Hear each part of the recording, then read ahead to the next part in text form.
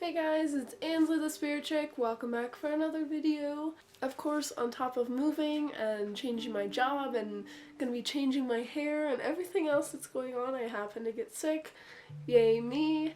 But I did want to do this video today because I just put up a blog about something. For the most part, I typically have a different audience on my blog than I do on my YouTube, so I wanted to tell this story on here because it is something that's super powerful spiritually that happened to me, and it really tells a really good story about listening to your intuition and paying attention to spiritual signs all around you, even disguised in everyday life and everyday things. So today I want to tell you this really incredible story about Buddhas and a book that I was given by a stranger, and why this story is so significant to me. If you guys want to read the written version of this as well, it's going to be in the description below, my blog link, my spiritual notebook, and let's just get started. So it was a typical slow day at my job. On top of doing my spiritual work and my Etsy store and my writing, I do work part-time at a restaurant, and so I was there on a Wednesday, which is a super slow day of the week, and I was standing there and I was just daydreaming, and I had been at such a loss of inspiration and motivation of where I wanted to go with things for my YouTube and for my blog. And so I was thinking about all these ideas for the blogs I wanted to write and a book that I'm actually working on, and I was trying to come up with the plot and different chapters of it and how I wanted to say certain things. And as I was doing that, I had this man approach me from my left. I could see him walking up to me, and I thought maybe he was just going to walk out the door. But I got this vibe he was coming over here to talk to me. So I turned to him, and I said, "How can I help you, sir?" And this guy was so strange because I had never had an encounter like this. He was an elderly type man, and he looked at me, and he just smiled, and his eyes just lit up, and he just said, "You already have." And I was a little confused, and I didn't say anything. And he continued on with, "You have such beautiful smile, your eyes are so beautiful, your hair." And the weird part was he said, "This isn't your first life, is it?" And I looked at him a little strange, and he said, "I can see it in your eyes, you have a very old soul." And I was really taken back by this because while people in my workspace do know about my spiritual stuff and what I do, I don't have people come up to me that are customers and talk to me about this type of thing. So I was really intrigued by what he had said. And because this was something that I wasn't used to talking about, I jumped on it, and I was asking him, "Are you talking about past lives? I totally feel like I have so many, and I feel like I've been around forever." And I started listing off all the time periods and places that I felt I had past lives. And he interrupted me, and he said, "Do you ever have dreams or visions of them? Do you ever dream of Buddhas? Or read up on any of the teaching of Buddha?" I told him how I had read books on it, I had seen documentaries, I had researched it minimally. I used to take online classes actually about Buddhism for a little bit a few years ago, and I always loved it, but for some reason I fell out of it, and I would love to get back into it. And he just paused with a smile and just said, "You should look into them. I think it would explain a lot about who you are to yourself. Perhaps you once were even a Buddha." And as he said that, he just kept this smile on his face, and I kept getting the vibe that he was like a teacher or a guide. Like, something in his eyes just seemed like he'd been around for so long and seen so many things. They held so much wisdom, and I could feel it. And I wanted to keep talking to him about this. And he started backing up towards the door with his back against it, pushing it open. And I wanted to yell, "Wait, come back, like, let's keep talking." And he paused before I said anything, and he said, "One last thing. Have you found your life's purpose yet?" And when he said this, I started panicking in my mind, trying to figure out how to answer this. And I felt like I had. And I thought of something, and I went to say, "I feel like I'm a healer." But as I started saying, "I feel," he said, "Don't answer that, don't tell me. Once you align yourself correctly, you'll find it. Look into the Buddha. It will guide you." Then he paused one last time, and he said, "I will never see you again in this life, but maybe in the next." And I was so taken off by this whole conversation, but my mind was buzzing with so many questions and thoughts, and I kept getting the feeling that this was a spiritual sign, and it was important, and I didn't want to forget it, and I didn't want to overlook it. And it wasn't something that I could necessarily talk about with regular people because a lot of people would just think this guy was crazy. And I actually had the bartender of the restaurant come up to me afterwards, and she was like, I'm so sorry, I didn't come over here and save you, I was busy, I saw all of that happen, that guy's totally crazy, he's mentally out of it, I'm so sorry, he's super weird. And as she said that, she laughed and walked away, and I kind of just stood there, I didn't say anything, I just thought about it. I really couldn't talk to anybody about this because they wouldn't see the significance that I did, and they would just brush it off as, you know, a crazy guy.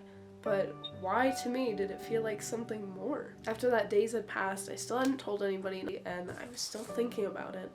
And it was something that I was still trying to figure out. And it was a night now, I was at the restaurant working, and probably like 3 days later, and it was pretty slow again, and the restaurant was pretty dead, and I was hanging out by the front again. I love looking out at night and seeing the stars, and I was just hanging out there, and this older woman walks in, and you could tell by the way that she was dressed that she was homeless. And my manager has very strict rules at the restaurant that I work at that we don't let homeless people in because there's a lot of homeless people where I live. But she walked in and she was shivering, it was freezing out, and she just looked so sad. And she had with her like a sketchbook and a few papers and a bag, and she said, I just want to sit, can I just sit in here please? And I directed her to a table, and I said, can I get you anything to drink? She goes, you know, I don't have any money, miss, but I would really love a hot chocolate, and I'd love it with whipped cream and you know, just a little bit of sprinkles. And the way she spoke about it was really sweet because you could tell that she was almost reflecting on a childhood memory. And she says, that's the way I used to have it. And she kind of got a little sad look on her face, and I felt that. And I said, just stay right here, I'll be right back. And I didn't tell her I was going to make her a hot chocolate, but I went and did it. I told them it was on me, I was going to pay for it. And I came back and I gave her a hot chocolate that had whipped cream and sprinkles on it, all the things that she asked for. And she had this smile that just lit up, and it filled the restaurant. It was just such a warmth, you know. Working in restaurants, you deal with a lot of really rude and disrespectful people, unfortunately. And she was just so kind and so sweet, and she just lit up. Almost as if everybody had thrown her out of restaurants before and not offered to get her a drink, not offered to let her be warm for a few minutes, you know. You could tell that she really appreciated it. I set it down and I said, it's on me. Go ahead and sit here as long as you want.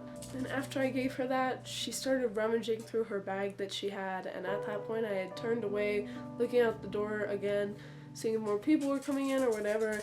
And she tapped me, and I turned around, and she had a book in her hand, and she handed it to me. And she said, this is for you.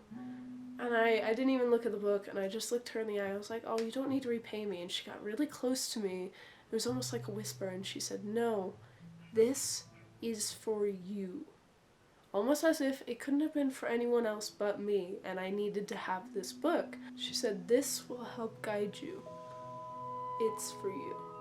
And I finally looked down, and the book sent shivers down my whole body and numbed all my senses. It felt like all the blood drained out of my face, out of my body, and I just felt like I was frozen in awe, in shock, in a spiritual trance at what I was looking at. And the book was titled The Teaching of Buddha.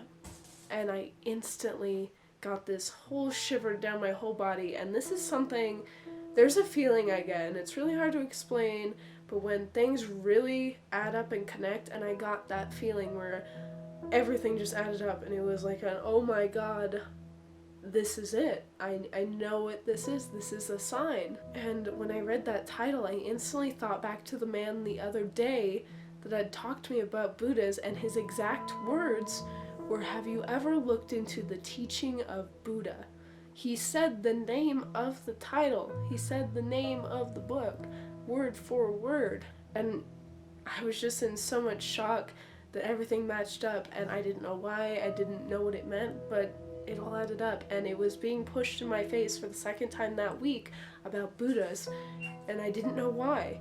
And never before have, you know, anything about Buddhas been pushed into my life like that, so I knew that it had to mean something, and I needed to look into it. I just said, thank you so much. I'll cherish it forever. And she just smiled at me, and you know, she got close to me, she patted me on the back, she gave me a hug, she took her cocoa and she left, and she didn't say anything else, and I never saw her again either. And this was a few months ago. Nothing like this has happened since, but I went home that night and I read that book, and I still read that book. It's full of all sorts of knowledge, and this is actually the book right here.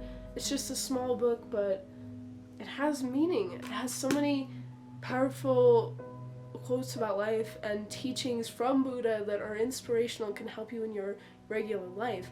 And I can honestly say that ever since I started reading that and flipping through the pages here and there, I always have a smile on my face when I do. And it's helped to really motivate me to get into my writing more and work on things more that, you know, ignite my soul. And that's where I was lacking so much for so long, and feeling lost, hating my job, and, you know, being stuck financially, and now everything's coming together. And while other things may be in the works, this definitely helped me so much. And so I hope this story can shed some light onto spiritual signs that may be in your life that you don't know about, and maybe you can see the importance of it as well. Because I feel like oftentimes things do click in our lives, but we just aren't awake enough or aren't paying attention to realize it. And this was one where I probably missed the signs for so long, and the spirits were like, oh my god, we just gotta do it like this now so she finally gets it. And I did. But that is my video, guys. I know this is a different kind of video. I hope you enjoyed it. Let me know if you've had any similar experiences like this, or just like spiritual signs in general where, you know, you just can't deny it. I hope this helps you to find those signs in your life and pay attention more and maybe inspire you. You can check out this book on Amazon. I think it's like $5 or $10.